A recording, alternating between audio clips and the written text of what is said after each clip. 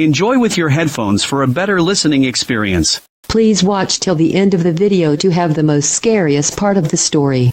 What's your, no one will ever believe this, true story? I was camping in the Appalachian Mountains with 3 of my guy friends. We were all laughing and telling stories around the fire one night around midnight. The friend next to me grabbed my leg and pointed at the woods. We both saw a man's silhouette standing there. We called out to him, but he turned around and vanished from sight. We were 18, no cell service, and camp was all pitched up at midnight. Too late to search for another spot where we might get away from whoever it was, and too scared to search for him. We decided to sleep through the night there with 2-man watch teams. No signs of him for the rest of the night. We got out of the woods all right.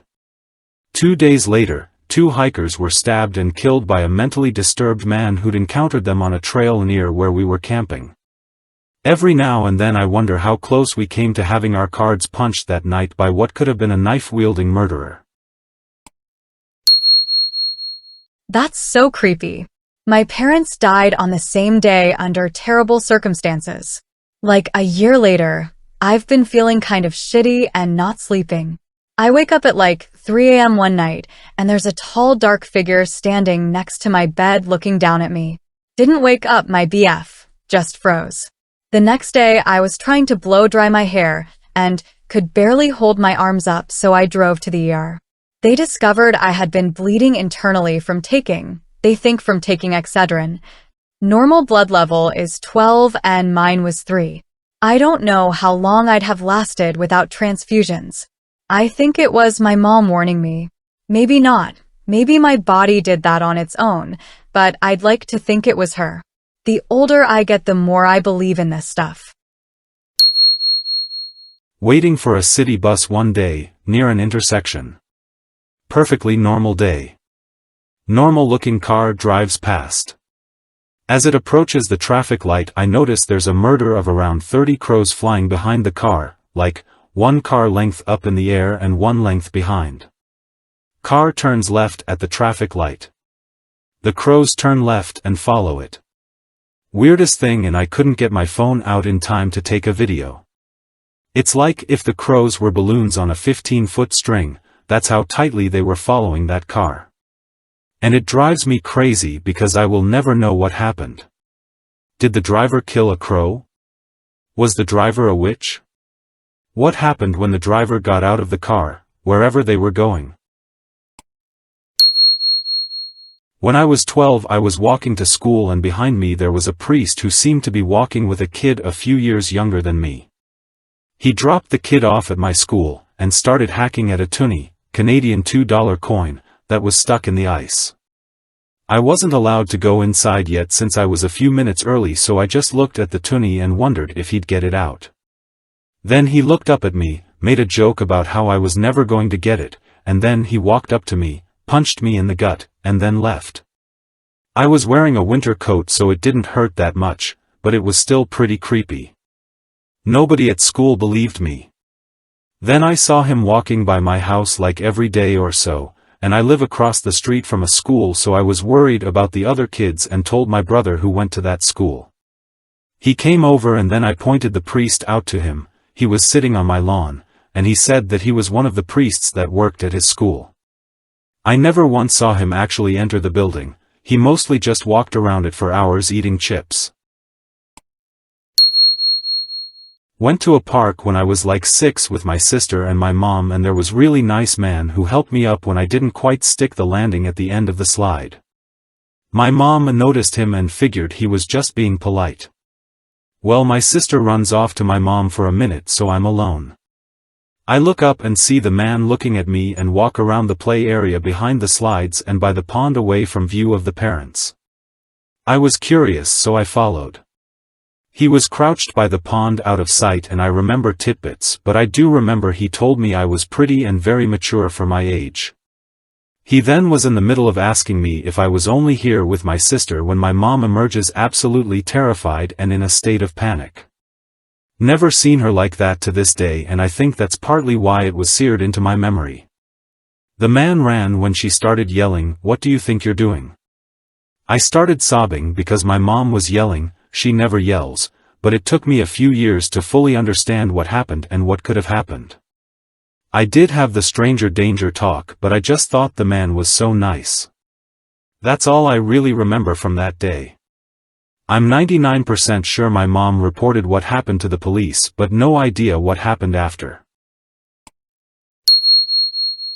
When I was 16, I woke up into one of those very vivid real-life dreams. Like a dream where you wake up in your room and don't realize you're still dreaming. I sat upright in bed and looked sideways to my door and saw a figure standing in my doorway. The figure said, "Your dad will die when you're 22. Then I actually woke up, lying in bed too nervous to turn around and look at the door. The next morning at breakfast I told my family, including my dad, about the dream. Everyone was uneasy and then my dad said, "Don't worry about it. Now that you've told me, there's no way it'll happen." He died tragically and suddenly when I was 22. There's a mountain called Wolverine Peak in the Chugach Mountain in Alaska. It's about 10-ish miles round trip. About 15 minutes before the summit there is a small airplane wreckage off to the side of the trail. It's been there for decades and has been slowly pieced apart by hikers and the elements. We hiked up to the wreckage and I had a bit of a tantrum and didn't want to go any further. My dad and brother continued up to the summit while I sat around the wreckage digging in the dirt waiting for them to get back. While digging, I found a clearly human tooth. Root and all. Gave it to my dad to hang on to and he promptly lost it on the hike down.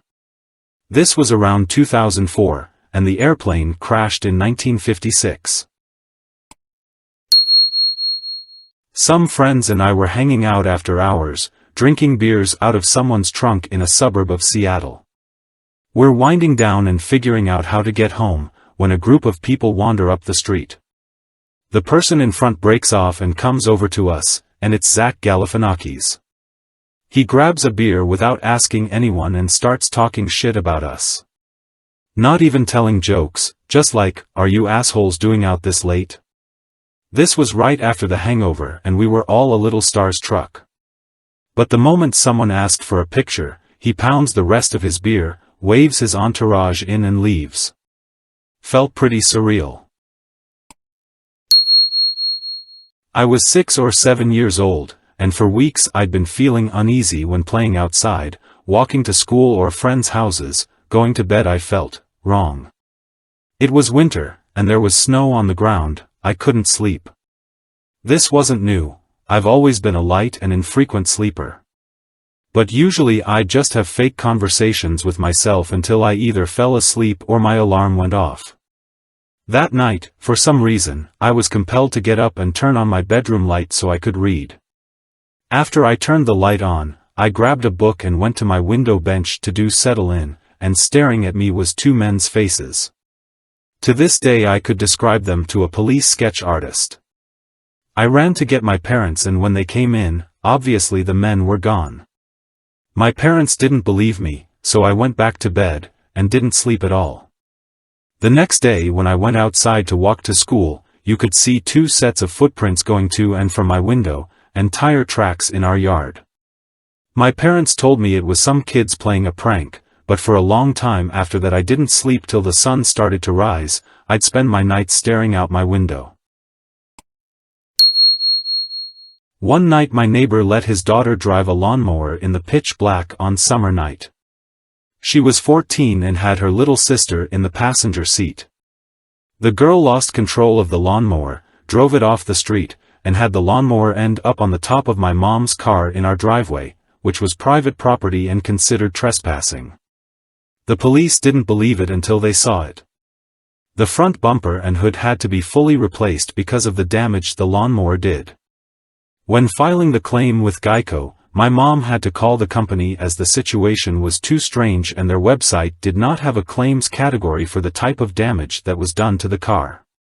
It took 15 minutes and 3 representatives to help my mom file the claim as they did not believe it happened. I've got 2. First, I live in North Dakota, where the winters are a bitch.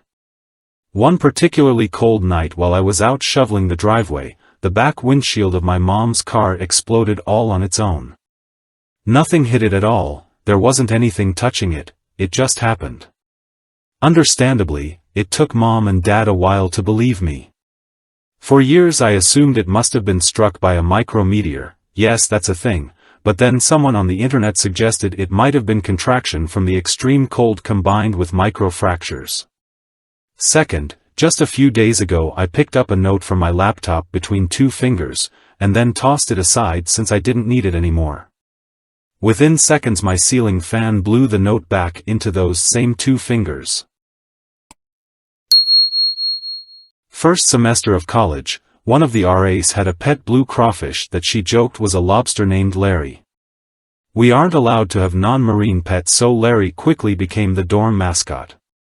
About 2 weeks into school the thing jumps out of its tank in the middle of classes and dies. Obviously the entire dorm is devastated, but this story, my friends, happened at Texas A&M, so you know some cult shit is about to go down. So we decide to hold a funeral service for Larry. Everyone dresses in blue, some guys came dressed in suits, and we all file down into the dorm lounge where Larry's body is resting in a makeshift coffin for the viewing. After paying our respects we begin a procession of over 100 people out of the dorm while someone plays silver taps. We stop at the dumpster, where the RA gives a moving speech to this massive crowd of people before meeting Larry into the dumpster. I was on a flight on Georgian Air to Tbilisi to visit my dad. The flight sucked, the plane was packed, I'm 6 feet 8 inches so I barely fit in my seat, and people were standing for the duration of the flight right around me. I decided I'd had enough and hid out in the bathroom for 30 minutes. When I was done decompressing, I came out, checked the time, made a vague educated guess on how long we had to fly at that point, set a timer for about 3 hours and 20 minutes, hit +1 a few times, went back to my seat and tried to sleep. I wanted to be able to look at the timer and think, okay, only about 2 hours left, or so. I shit you not, the exact moment our wheels touched down my timer went off. I forgot I had set it and I was startled. I cannot stress enough how perfect the timing was. I will never experience timing that perfect again. When I was 7, my family and I were in a village in our vacation house.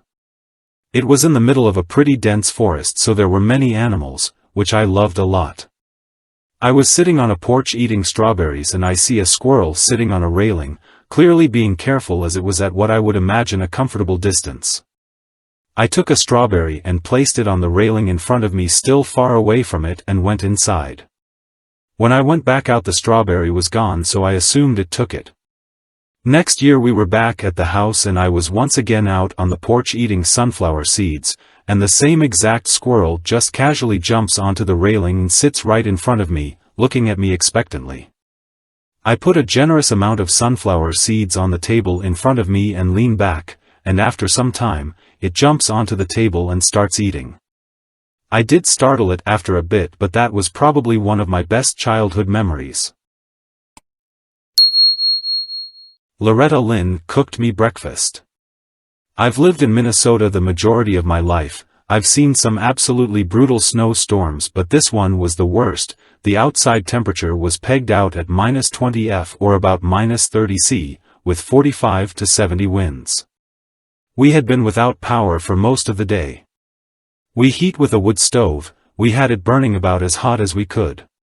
We still had some limited power because I'm a crazy pepper by some, I'm talking about enough to charge 2 cell phones at once, same basic tech as a BioLite stove, just enough to keep 2 fans running and the pump that keeps water out of the root cellar running.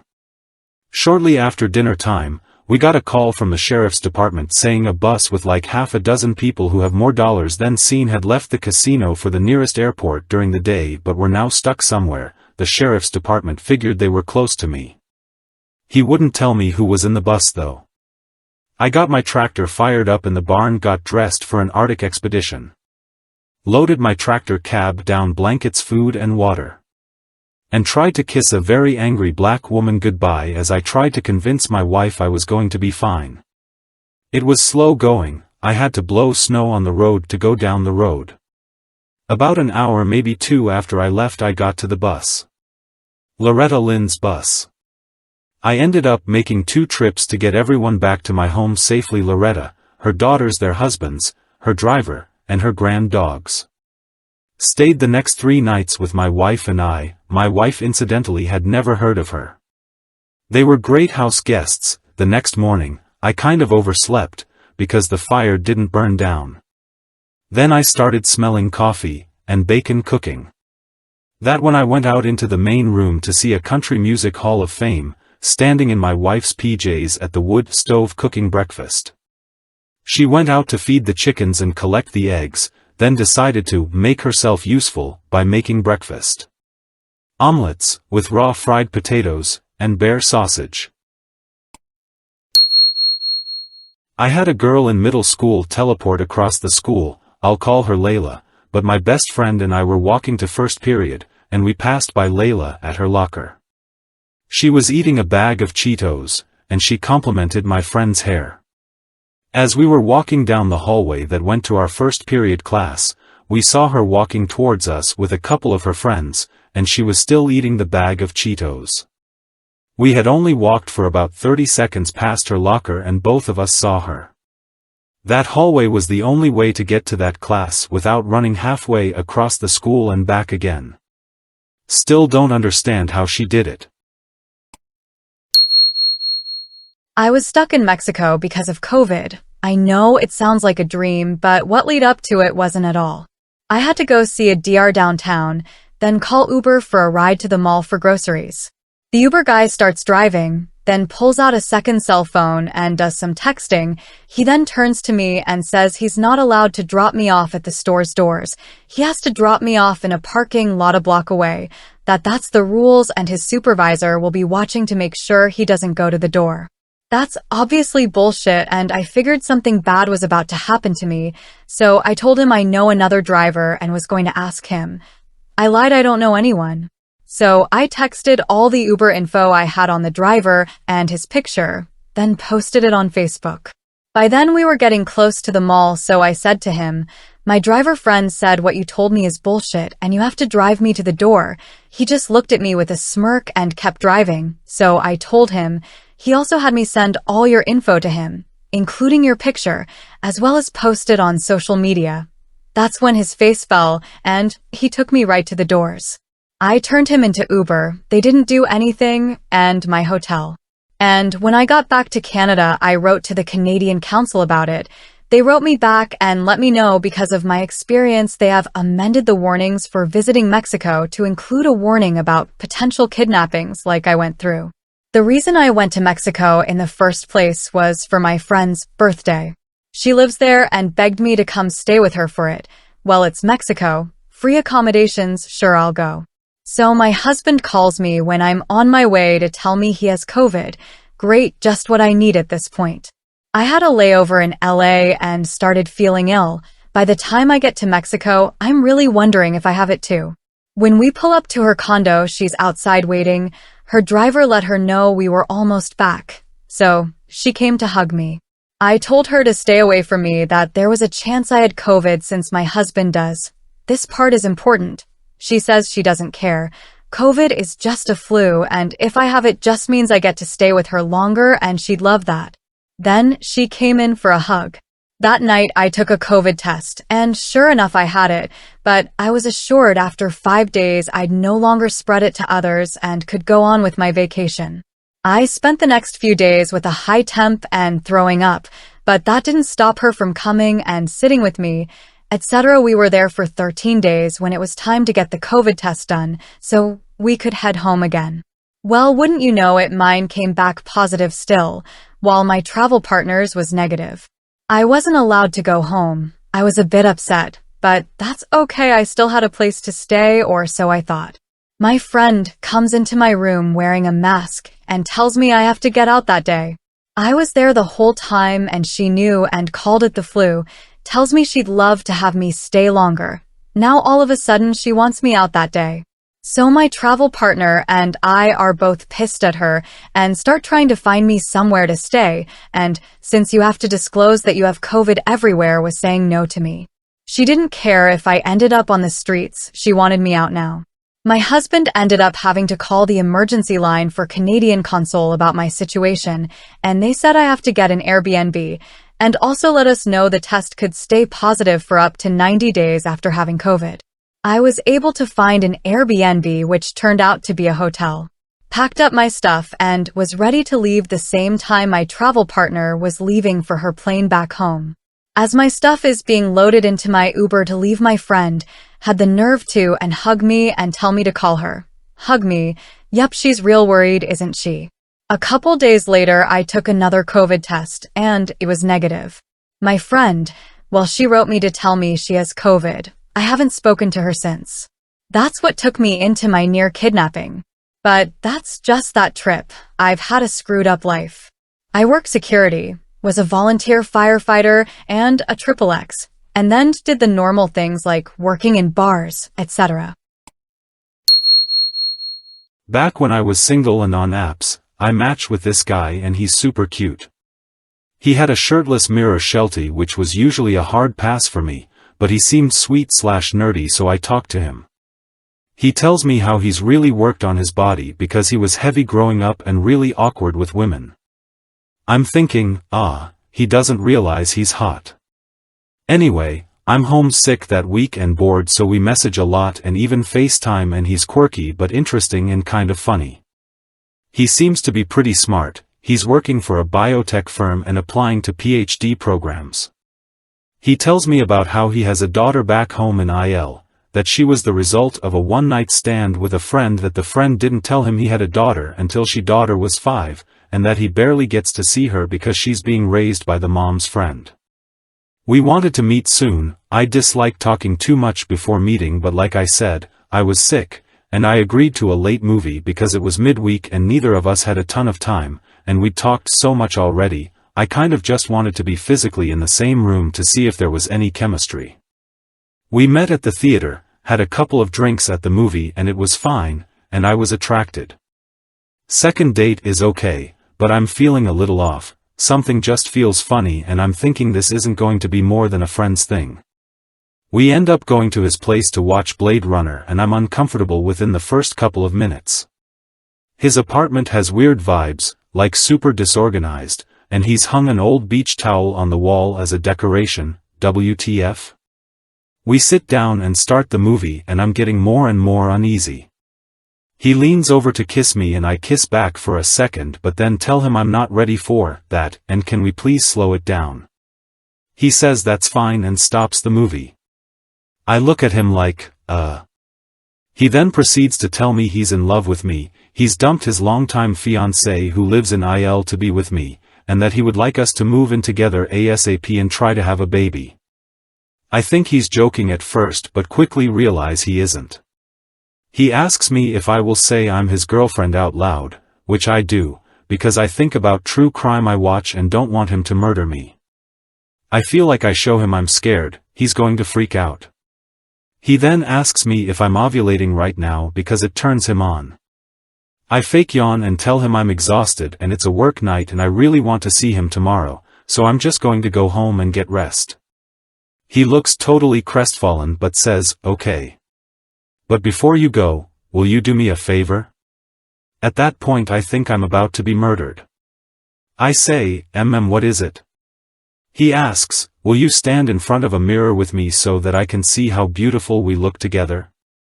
Absolutely terrified at this point. I walk toward his room, stupidly, but I'm just trying to placate him because my gut feeling was that he was likely not a murderer, just insane. We walk into his room and it is a disaster. Piles and piles of clothes everywhere.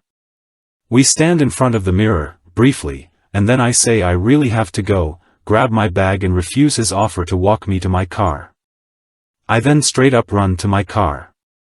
I got home and checked my phone and there's several video texts of him touching himself which were absolutely horrifying.